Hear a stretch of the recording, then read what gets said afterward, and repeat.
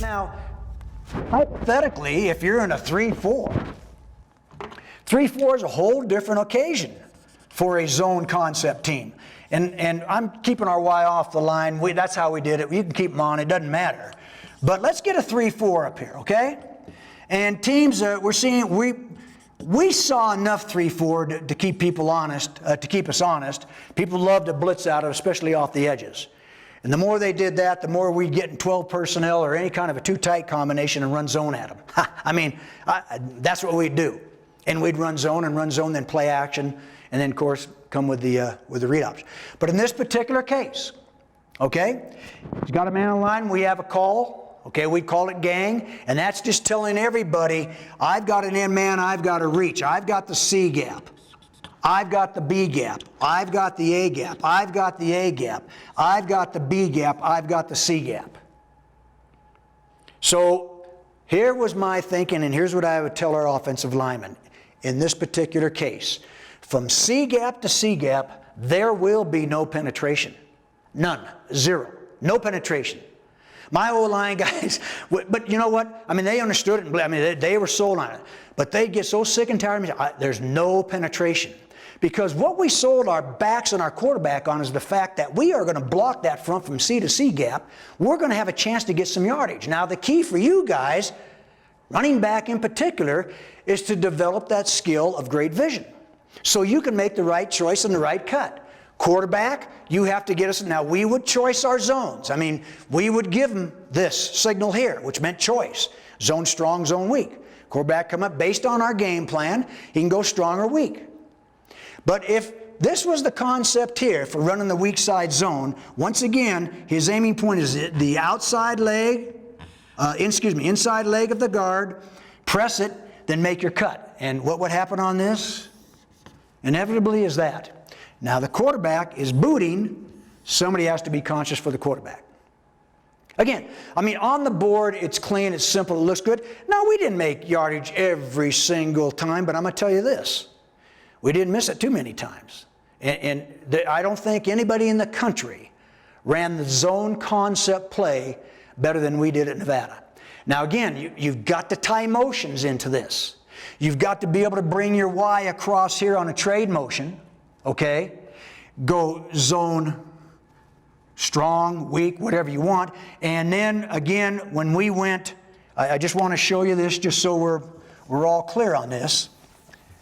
Anytime we ran zone to the Y side when he was off the ball, which was our base, and let's just put let's put the 3-4 back up here, okay? Anytime we ran it, inside leg is his aiming point. Here, show right concept, boot. Now, he did an automatic, what we call slice. Come down the heel line of our lineman and block. I didn't like my line coaches to talk about blocking men. I liked them talking about blocking area. He would come down and block C gap. That way, if you had an end and a corner coming, you block first man to show. When you start, I found when you start telling players, you've got backer on this and you've got this, they would start looking for that particular person, but in the zone concept, those backers sometimes become linemen because they're blitzing. So now, he's got the gang. He knows he's got the gang call. We're all outside. All outside. So C gap, combination here, the B gap, the A gap, the A gap, the B gap, C gap. Technically, if you're slanting this way, in other words, to it, you've got everything blocked. He's slanting outside.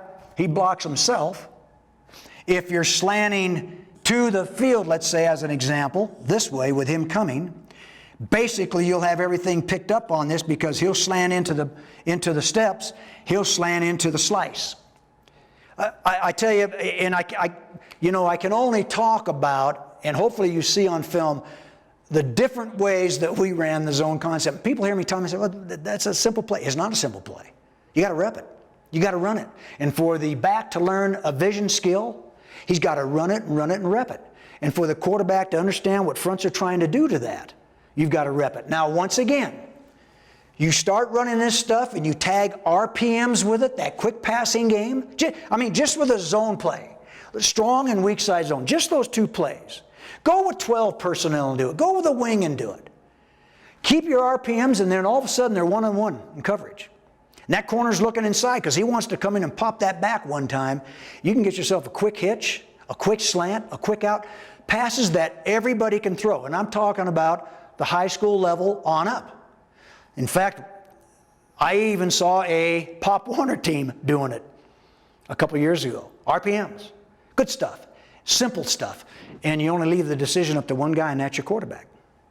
So that was you never hear me talk too much when I'm talking on the film, our zone concept about blocking the gap. Don't block a man, block the area. But our first thought was any time we would run a zone concept, any kind of a concept in which our linemen are, so that could be with our angel play, which is our read play. It could be with our triple option. We're thinking we can create some double teams. And that's when I really bought into the zone hard. 2005 season, first year of our putting the pistol in, we win the conference championship. We're one of the best rushing teams in the country. I mean, not by great coaching, just the formation was great. We started to find things we liked, and we learned from it. And what we learned is we just created double teams, and we never thought of it that way. And from that point on, that 2005 season, when we started talking zone concept, we said, well, we don't want to lose our double teams. So to this day, it's there. And once again, I think you've got to rep this with your front. So when our line practiced inside zone, smoke, which is inside zone, read, which is inside zone steps, it's all the same blocking scheme. Our linemen are practicing the three most basic plays in our offensive scheme that you can practice. And first two, the zone and the smoke, the inside zones, are the most prominent in our entire offense.